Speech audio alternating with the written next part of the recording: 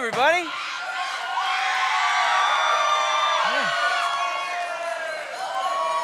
Hopefully nobody's allergic to latex, or that would have been a nightmare of an experience earlier. Who's been watching the Olympics? Yeah. Here's what I think. I think every event in the Olympics should have one normal person competing just for reference. Because I have no idea how good these people actually are, but let me jump in the pool and swim with them and you'd be like, oh, they're pretty good. Anyway, my name is Justin. If I've never met you, hi, I'm sure I would already like you. Hopefully you'll like me. It's important to me, otherwise I'll cry on the way home. If this is your first time, I'm glad somebody invited you or you found your way here. We are in Back to School Bash today. That's just a way to celebrate and invite people to come. What I'm gonna talk to you about today is the third part of our series, Your Friends and Why They Matter. And if you're like, what is a series? It's similar to Netflix, Disney Plus, anything you would watch there's the series. We have a topic that we explore, and we have several episodes within that series. This is the third episode. And in the last two episodes, the first one we talked about how friends determine the direction and quality of your life. And then we talked about how you can have control and power over your future because you have power to control who your friends are. And today, we're gonna talk about 3 different types of friends that you may have right now. And I think it's gonna be super helpful and super important to kind of identify who these 3 different types of friends are in your life. But first, I wanna talk about how you've developed the friends you currently have. Because I would assume you're like me, and if I went around and asked every one of you individually, you would say things like, well, my friends are my friends because we were in the same class. My friends are my friends because our parents were friends. My friends are my friends because we're in the same sport, club, whatever the case may be. They just kind of were around me and we just kind of became friends. I doubt many of you had sent out questionnaires with 50 questions to identify, okay, who are the people who share the same values, beliefs, interests, likes, dislikes as me, and got all your questionnaires back and said, I'm gonna review these and get back to you by the end of the week who my friends are. We don't ever find our friends that way. It's usually by proximity, and it's usually in a more convenient manner. But what we find over time is that the friends that we have, we never really stop and evaluate which group they would fall into and the implications of who those friends might be. So what I want to do today, I want to help you identify them, and then I quickly want to talk about what do we do once we've identified which group the certain people we hang out with or spend our time with, which group they fall into. So let's talk about this green light group of friends, okay? This group of friends are the friends that have the most in common with you. These are the friends that share the things that you like. You're sharing playlists and you like everything that they add to that playlist. You're sending posts because you know if you think it's funny, they're gonna think it's funny. These are the friends that share the same values as you. You guys have similar futures and goals that you're pursuing. These friends are really, really, really easy to hang out with. It comes really natural to you. These are the people that when you have free time or the ability to hang out with friends, these are the first people that come to mind. Because it takes very little effort to spend time with your green light friends. And your yellow light friends, well, these are the friends that you have some things in common. These are the friends that really the quality of time you spend with them is based on the situation or circumstance that you guys are in while you're hanging out. These are the friends that, you know, if these friends are busy and these friends reach out and like you want to do something, you're kind of wanting to hear what they want to do before you want to commit to it. These are the friends that sometimes it's really easy to hang out and you have a great time, and other times you're like looking for a way out, or you fake the phone call to mom and say, I need to come home now. Okay, well, my mom said I need to come home. These are good friends, but these friends take a little bit more effort when you're hanging out with them. It takes a little bit more of your energy to get along. And then these are your red light friends. These are the friends who, however you got into this friend group, however they got into your friend group, these take the most energy to hang out with. These are the friends that you find yourself, maybe they're in a group of people that you want to be in. Maybe they're in a preferred social circle. Maybe their reputation is something that you want to emulate. Maybe they're in a club or a group or a sport that you want to be a part of. And these are the friends that take the most energy to hang out with. These are the friends that you find yourself kind of adapting and changing who you are, what you believe, what you value, the things you actually are comfortable doing. They're the friends that you kind of adapt to them because you want to be in that group. And you find yourself in this constant tension and having to expel extra energy in order to hang out with the red light friends. And what I've known is true just throughout my life is that your friends will constantly change. And the amount of people in this group in seasons will be a lot more than this group. And then this group will maybe take over because these friends moved away or you moved schools and you're kind of trying friends out, trying to figure out who you fit into. And they're constantly changing. But what we want to understand and evaluate today is how many of these friends, and these friends should I have at any certain point in my life? And how do I respond to each of those relationships? When I was going into middle school, I was homeschooled, so all my homeschool friends who are here for the first time, you were among peers, okay? I get you, I understand you, I see you. I'm not gonna make you stand up because that's the worst thing we could ever do. But when I was homeschooled, my life was filled with these friends, obviously, because everybody in my school lived in my house and was from my family. So, of course, we shared the same values and interests and things like that, and we got along, and it came pretty easy because you kind of have to love your siblings and all of that. But then my parents decided, hey, we're gonna start sending you to public school. And I was in my 8th grade year, and I was like, okay, that's different. So I kind of went away from this, and I was exploring school and trying to figure out how I fit in, where I fit in, how do people act normally in schools, things like that. And I had a lot of yellow light friends who, it was taking me energy to hang out with them because I was just trying to figure this friendship thing out. But as I got into sports and as I, started making teams and things like that, I noticed that there were groups of people who kind of had the life, the reputation, and the popularity that I wanted. And I kind of wanted to be in that group, and I kind of wanted to be accepted by them. And I was spending a lot of energy and mental time thinking about how I could adapt myself to join that group. And so I found some guys that were mostly red light friends, and there was a few yellow in there that I would kind of gravitate towards when we were all hanging out. And I found myself like putting on a face when we were hanging out, and they were really influencing me to be somebody that I wasn't exactly comfortable being. And I remember one time in particular, a middle school dance came up. I don't know if you've experienced this yet. I don't know whose idea it was to have these, but it's just torture for people like me who was like a little bit socially awkward, not that much, but kind of a lot. And so I remember getting ready to go to this dance, and this is before we had our driver's license. So guys went together, girls went together, and we all just met there and stood on opposite sides of the cafeteria. And so I find myself at this dance, and they're talking about what they want to do. And I don't know where people learn to dance, if like that was a 5th or 6th grade class that I was in homeschool not learning, but like everybody kind of knew what to do and didn't look dumb. And some of you like on TikTok, you're studying dances and you're a really good dancer. I didn't have that then, so I'm just like, what do I do here? Like, how do people do this? That my body doesn't fit to the music.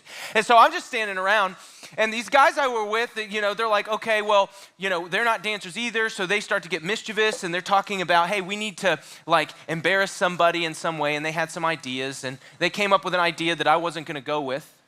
And so because I stood my ground to my red light friends, and I had this moment of courage where I was not gonna adapt to certain behaviors that I didn't agree with, they decided that I would be the target of their prank.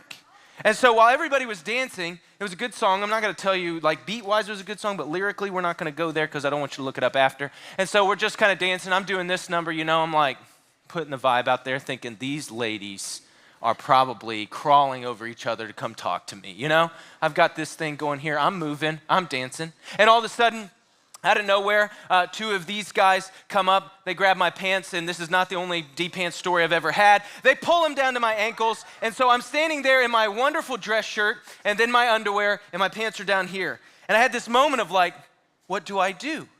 But because my belt was still connected, it wasn't as easy as just pulling your pants back up. And so I had to reach down and I had to do this wiggle number to try to get my pants up. Meanwhile, everybody's looking at me like, oh, this is a new dance number that he's doing. And people start doing this number as well. And it became the dance of all of our dances until I graduated. And every time they did it, I was back to that moment, standing there so vulnerable. Just some of you are gonna do this on TikTok when you get home. It's gonna be like the pants dance or whatever you wanna call it. And so I quickly learned the risk of having too many of these people in my life. I quickly learned that when you have a life full of red light friends that, you're for one reason or another, that they really do begin to impact and influence you like we've talked about the last 2 weeks. They really do determine the direction and the quality of your life. So here's my question as we start today. What do we do with red light friends? What do we do with red friends? What do we do when we encounter these people, when we identify these people, not just in our life, but around us in some of our other friend circles? Maybe they're connected to you through some yellow light friends. Maybe you know about them, know of them. Maybe they've been trying to get in your friend group. Maybe you've been tempted to get into theirs. But what do we do with these people? How do we handle these friendships and relationships so that we don't find ourselves going far away from what we believe and what we value and the preferred future that we have for ourselves? But to do that real quickly, I want to go back and look in the book of Mark, which is one of the Gospels. If you're not familiar with how the Bible's laid out, the first 4 books of the New Testament, Matthew, Mark, Luke, and John, they tell the same story. And that's the story of Jesus' life. And it's written down by people who had witnessed Jesus. And so they took down the story of his life and some of these encounters that he had. And we're going to look at one encounter especially and hear what Jesus says and kind of apply it to this idea and this question of what do we do with the red friends in our life. In Mark chapter 2, verse 17, here's what Jesus says. On hearing this, Jesus said to them, "It is not the healthy who need a doctor, but the sick. I have not come to call the righteous, but sinners." And in this moment, Jesus is establishing this title that he would carry out throughout the rest of the narrative of being the great physician. See, Jesus would begin to be viewed as somebody who came to bring not just physical healing, but spiritual, emotional, and relational healing to anybody that he encountered. And he said, hey, the goal, the reason that I'm here, the thing that I want to do relationally and physically for the world is not come and just cater to the healthy. Not just sit in my transit group and talk about spiritual stuff and have these common things and interests and keep it here in our group or in our friend circles. But he said, no. What I want to do is I want to take my group of Greenlight friends. He had 12 disciples that walked with him all throughout his ministry. And he said, I want to not just go have commonality with the healthy, but I want to go find the sick. I want to go find the people who need to hear the message that I'm bringing, and I want to bring that to them. He says, hey, I'm not just looking for the righteous, the people who are like me, because it's easy to like people who are like you. I actually want to go out and find the sinners. And together, with accountability, I want to impact that world. And what Jesus understood was that when you have friendships in your life, there needs to be a blend, but there needs to be a balance. There needs to be a blend of each color of light friend in your life, but there needs to be a balance. And I can tell you, any time in my life that things got out of balance, when this jar got too full and this jar got too empty, I would look around and think, why am I making some of the decisions that I'm making? Why am I feeling some of the regret that I'm feeling?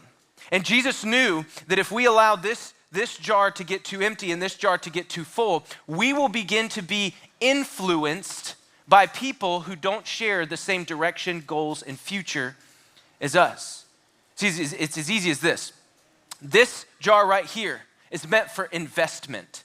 These are the people that you allow to invest in your life. These are the people who you're allowing to speak into your life in small group when you share and they say, hey, can I encourage you?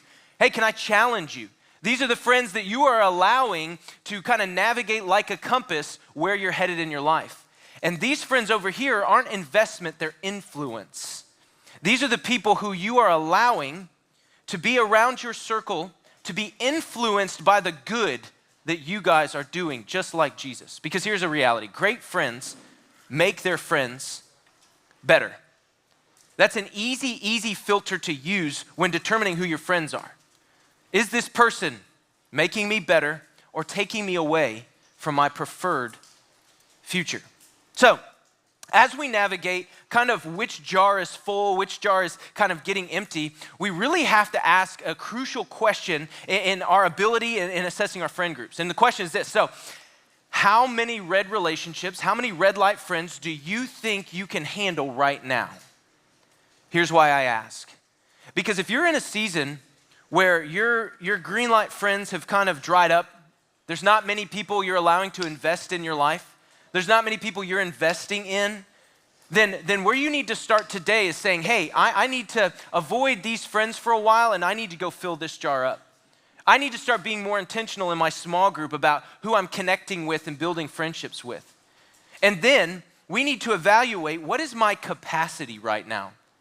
If I'm not supposed to allow these types of friends to invest in my future, but rather I'm supposed to be influencing them in a positive way with the goal being these types of friends would eventually move to these types of friends, and hopefully down the road, they would become these types of friends. And so rather saying, hey, I'm just gonna hang out with these people, I'm gonna allow them to influence me in all sorts of ways, I'm gonna allow them to invest in my life, I'm gonna do what I have to do in order to be accepted by these people and have the benefit of what they have. Changing our thinking and realizing that we have to surround ourselves with a group of people who have the same preferred future and values as us, to allow them to invest in us so that we can impact the world around us. So what I want you to wrestle with as you're getting ready to go to small group is this. Realistically, where you're at right now, evaluating your friends in your head, how much accountability is in my friend group, how many people are investing in me that have the same preferred future as I do, and what is the number of red light friends that I can handle to impact in a positive way, because great friends make their friends better. And so I want you to think about that as you're getting ready to go to small group. For some of you, it's gonna be one. It'll be one friend that you think of that go, you know what, I really wanna influence them. And influence is as simple as this, I'm gonna invite them to transit. Influence is as simple as I'm gonna invite them into this group to see how we operate and talk about each other. Influence can be when they have a suggestion, I simply say no. Influence can be being a positive influence. Some of you have been a Christian a long time and you've got a great group of friends and you're like, I know 3 people right now that I can be intentional about how I influence those people and begin to work in their life. And some of you are like, you know what? This jar's been empty for a long time and I kind of got off track. And most of my friends are probably in this category and some of them in this category. And for the next season, you're gonna say, hey, there really isn't anybody I can think of right now. But what I'm taking away from this and what I'm hearing is I need to be intentional about going and finding the people who I can invest in and can invest in me. Friendship will determine the direction and quality of your life. So when we're in small group, I want you guys to have some open and honest conversations. Even if it's scary and you gotta be the person that says, look, I could really use some support. I could really use some better friends right now. And the rest of you stepping up and allowing them to enter into your friends circle. Well, before we go, let me pray for you. And I've got one last announcement. Heavenly Father, thank you. Thank you for the gift of friendship. Thank you for the message of Jesus. God, thank you that friends do have the power to help determine our future. And I pray that every student in here would see that value and see that power, and that they would make a conscious decision in who they allow invest in them and who they're going to influence. Thank you so much, God, for loving us even when we don't feel like we can love ourselves. It's in your name we pray. Amen.